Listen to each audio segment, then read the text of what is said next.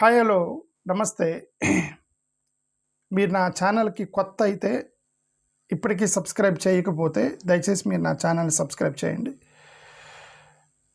భారతదేశ my dear brothers and sisters, సహోదరులారా, రేపొద్దున మీరందరూ బిజీగా ఉంటారు. మీ ఫ్రెండ్స్, మీ ఫ్యామిలీ మెంబర్స్ ఎవరెవరో మీకు మెసేజ్లు పెడుతూ ఉంటారు, హ్యాపీ న్యూ ఇయర్ అని. ఆ బిజీలో నా మెసేజ్ మీరు చూడరని నేను ఇప్పుడే కొన్ని గంటల ముందే నేను ఈ వీడియో పోస్ట్ చేస్తున్నాను. మీ అందరికీ శుభాకాంక్షలు చెప్తూ, న్యూ ఇయర్ శుభాకాంక్షలు చెప్తూ 2026 సంవత్సరంలో మనం అడుగు పెడుతున్న వేళ మీ అందరికీ 2026 నూతన సంవత్సర శుభాకాంక్షలు తెలుపుతున్నాను. మీరు ఎవరైనా కావచ్చు, హిందూ బ్రదర్ అయి ఉండొచ్చు, క్రిస్టియన్ బ్రదర్ అయి ఉండొచ్చు, ముస్లిం బ్రదర్ అయి ఉండొచ్చు, జైన్ బ్రదర్ అయి ఉండొచ్చు, పార్సీ బ్రదర్ అయి ఉండొచ్చు, బుద్ధిస్ట్, ఎథిస్ట్ అయి ఉండొచ్చు. Doesn't matter, you are my brother, you are my Indian brother. You may be SC, you may be ST, you may be BC, OC, doesn't matter. We all are Indians. మీరు నా భారత సహోదరుడివి. నేను మీకు happy new year చెప్పడానికి నాకు నేను సంతోషంగా ఉన్నా. ఓకే, మీది ఏ భాష అయినా సరే అది మనకి అంత పట్టింపు ఏం లేదు. హిందీ మాట్లాడేవాళ్ళని, తెలుగు అయినా ఎవరు మాట్లాడే, నేను తెలుగు మాట్లాడుతున్నాను కాబట్టి అలాగూ తెలుగు వాళ్ళు ఏముంటారు. సో రీజన్ ఏదైనా సరే, అంటే సౌత్ అయినా, నార్త్ అయినా, నార్త్ ఈస్ట్ అయినా, మీ ఆరిజిన్ ఎక్కడి నుంచి అయినా సరే, మీరు దేవుని నమ్మినా నమ్మకపోయినా, it doesn't matter. Ultimately what I want to say that you are my Indian brother. Happy new year to all of you, my dear brothers and sisters.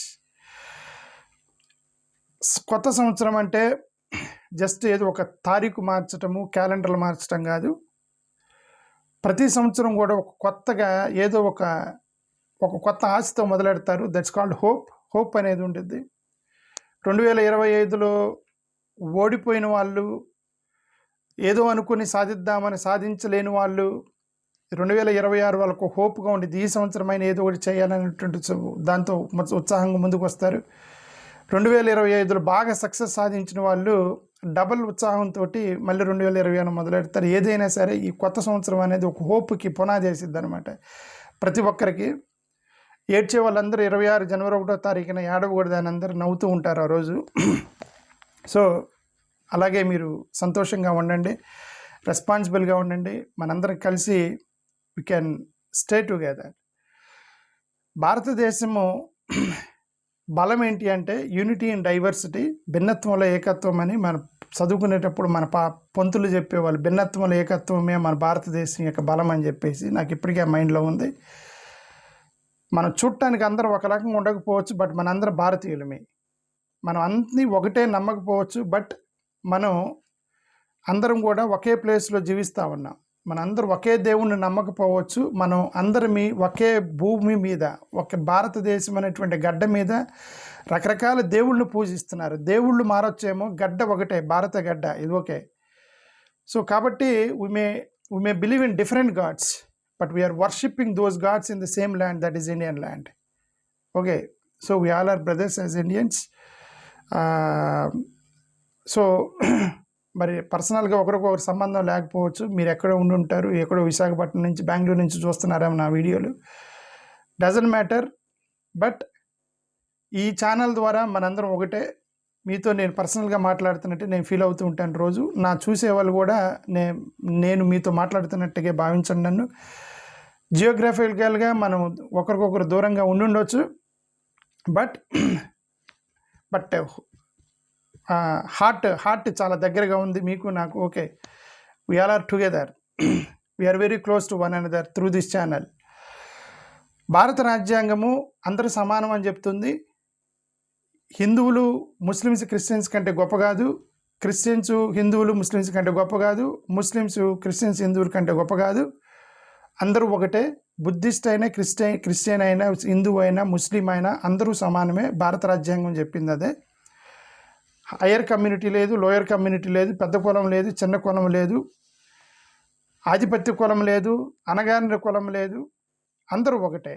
ఆడవాళ్ళు లేరు, మగవాళ్ళు లేరు, పిల్లలు లేరు, పెద్దలు లేరు, అందరూ ఒకటే. మనందరూ మనుషులమి, హ్యూమన్ బీయింగ్స్.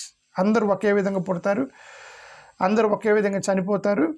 సో ఈ మతాలు, కులాలు అనేవి కేవలం అప్పుడప్పుడు మనం వేసుకునేటువంటిది షూట్ లాంటివే. కొంతకాలం ఒక గంట వేసుకున్న తర్వాత తీసి పక్కన పడేయటమే, అది నా ఉద్దేశం. కాబట్టి దాన్ని బట్టి మనం డివైడ్ అవ్వాల్సిన అవసరం లేదు. We all are Indians. That's the beauty of constitution of India. We're given equal citizenship in article 14 of Indian constitution. Remember, every faith deserves respect. కొంతమంది రాముని నమ్మొచ్చు, కొంతమంది యేసుక్రీస్తు నమ్మొచ్చు, కొంతమంది అల్లాని నమ్మొచ్చు. బట్ వాళ్ళందరినీ మనం భారత గడ్డ మీద నమ్ముతున్నాము. That's most important. Fundamental choice అది. భారత రాజ్యాంగం చెప్పింది ఆర్టికల్ 25లో మీకు నచ్చింది నమ్మండి అన్నది. సో మీకు నచ్చింది నమ్మండి అన్నప్పుడు ఎవరిష్టం వచ్చింది వాళ్ళు నమ్ముతారు. ఒకరినొకరిని గౌరవించుకుంటూ, బ్రదర్లుగా, ఫ్రెండ్గా ఉంటూ, ఒకరినొకరిని మనం యునైటెడ్గా భారతదేశం యొక్క డిగ్నిటీని కాపాడుతూ మనం అందరం కలిసిమెలిసి ఉండాలి అనేది 2026లో నేను మీ అందరికి రిక్వెస్ట్ చేస్తున్నా, ఆ ఛానల్ వ్యూవర్స్ మొత్తానికి. ఎందుకంటే నా ఛానల్ వ్యూవర్స్ని హిందువులు చాలామంది చూస్తున్నారు. ఆ కామెంట్స్ని బట్టి నాకు అర్థమవుతుంది. ముఖ్యంగా our beloved RSS brothers and Bharatiya Janata Party brothers, they are watching my videos regularly. Based on your comments I can understand.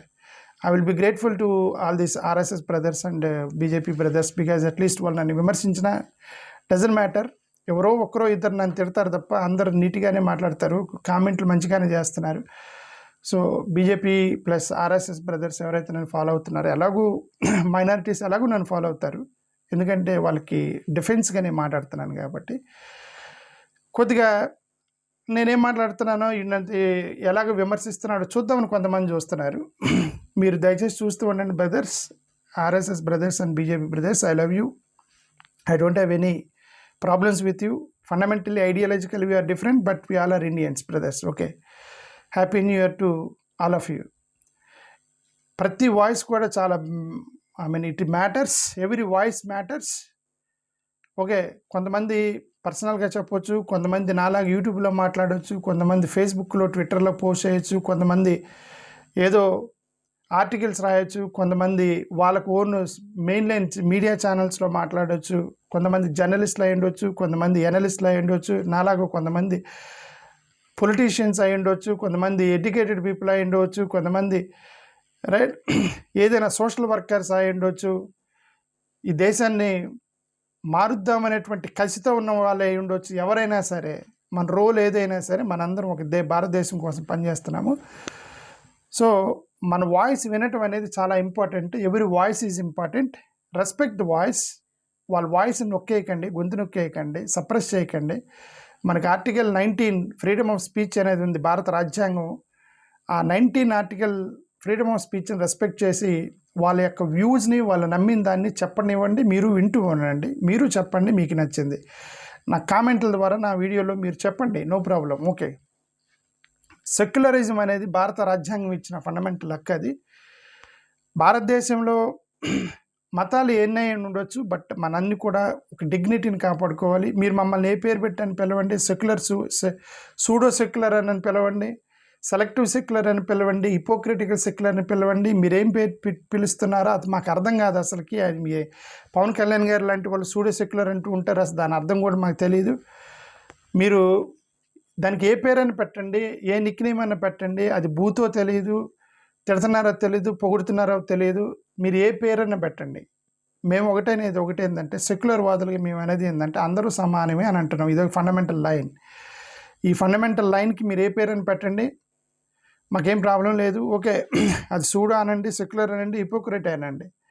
మేము చెప్పేది ఏంటంటే, గవర్నమెంటు మతము వేరువేరుగా ఉండాలి. మతంలోకి గవర్నమెంట్ రాకూడదు, గవర్నమెంట్లోకి మతం రాకూడదు, రెండు సపరేట్ చేయాలి. దాన్నే సెక్యులర్ వాదం అంటారు. ఆ సెక్యులర్ వాదాన్ని కాపాడాల్సినటువంటి బాధ్యత ప్రభుత్వాలకి, మనకి, మన సిటిజన్స్ అందరికీ ఉంది. ఓకే, అప్రెస్డ్ పీపుల్కి, మైనారిటీస్కి అవకాశాలు కల్పించడం అనేది రాజ్యాంగంలో రాసి ఉంది. సో ఆ రాజ్యాంగం ప్రకారం మనం వాళ్ళకి ప్రొటెక్షన్ కల్పించాలి, మైనారిటీస్కి, అప్రెస్డ్ కమ్యూనిటీస్కి. ఓకే, సో అది మేము ఎప్పుడు సోషల్ జస్టిస్ గురించి మాట్లాడినప్పుడు దానాలు చేయమని ఎవరు అడగట్లేదు. చాలామంది అంటున్నారు, మేము కష్టపడి సంపాదించిన డబ్బులు మేము ఎందుకు పంచాలి, పేదవాళ్ళకి పంచాలి. మేము సోషల్ జస్టిస్ అనే పదం వాడినప్పుడు పేదవాళ్ళకి ఎందుకు పంచాలని అంటున్నారు. మేము పేదవాళ్ళకి పంచాలని అంటలేదు, మన వెనకబడ్డ వాడిని ముందుకు లాగండి అంటున్నాము. సింపుల్గా ఎవరో వెనకబడ్డారు, వాళ్ళని మనం ముందుకు లాగాలి. అది సింపుల్ ఐడియా. అది దాన్ని మీరు దానం అని అనుకోకూడదు. నేను కష్టపడే డబ్బులు ఎవరికో ఎందుకు ఇవ్వాలి అనుకోకూడదు. ఎవడు ఆకలితో పనుకోకూడదు. ఎవడు ఉద్యోగం లేకుండా ఉండకూడదు. ఎవడు చదువు రాకుండా ఉండకూడదు. ఎవరు కూడా పేదవాడికి మిగిలిపోకూడదు దేశంలో. అందరినీ ముందుకు తీసుకెళ్ళాలి. అందరినీ మనతో పాటు తీసుకెళ్ళాలి. అందరినీ మనతో పాటు కలుపుకొని పోవాలి. అందరికీ అవకాశాలు రావాలి. అందరూ చదువుకోవాలి. అందరూ ఉద్యోగాలు చేయాలి. అన్ని కుటుంబాలు రావాలి. ఎవడు బాధపడకూడదు. అంటే దానికి మేము పెట్టిన పేరు సోషల్ జస్టిస్. దాన్ని మీరు ఇంక ఎలా అర్థం చేసుకున్నారో మాకైతే తెలియదు. Okay, we are calling it as a social justice, that వెనకబడ్డవాడిని ముందుకు తీసుకొచ్చి మనతో పాటు తీసుకెళ్ళాలి అనేది సోషల్ జస్టిస్ అనే పదం గురించి మేము రోజు మాట్లాడుతున్నాం. అది మీకు అర్థమైందో లేదు మాకైతే తెలీదు. వాట్ ఎవర్, 2026 సందర్భంగా హ్యాపీ న్యూ ఇయర్ చెప్తా మీ అందరికీ.